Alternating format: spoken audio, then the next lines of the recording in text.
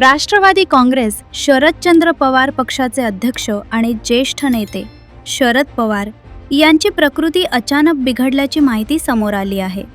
आज सकाळी बारामतीतील गोविंद बागेतील निवासस्थानी असताना शरद पवार यांना अचानक श्वास घेण्यास त्रास होऊ लागला।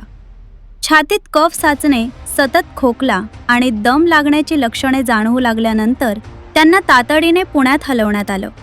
पुण्यातील रुबी हॉल क्लिनिकमध्ये शरद पवार यांना उपचारासाठी दाखल करण्यात आलं असून डॉक्टरांकडून त्यांच्यावर उपचार सुरू आहेत। मिळालेल्या माहितीनुसार शरद पवार यांना सिटी स्कॅनसाठी आत नेण्यात आलं असून डॉक्टर अभिजित लोढा यांच्या देखरेखीखाली उपचार सुरू आहेत।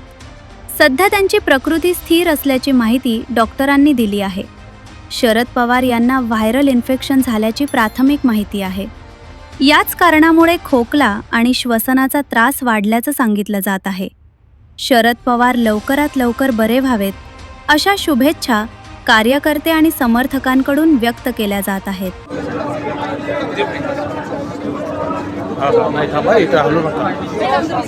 हे कोण आहे रे माझ्या मागं?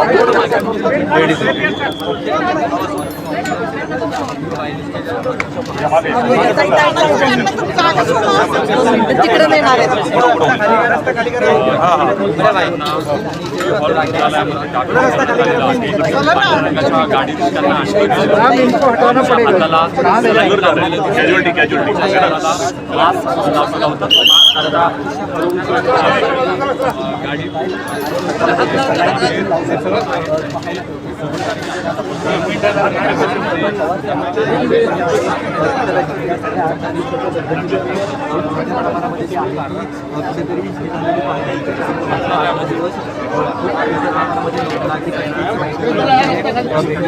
कॅमेरा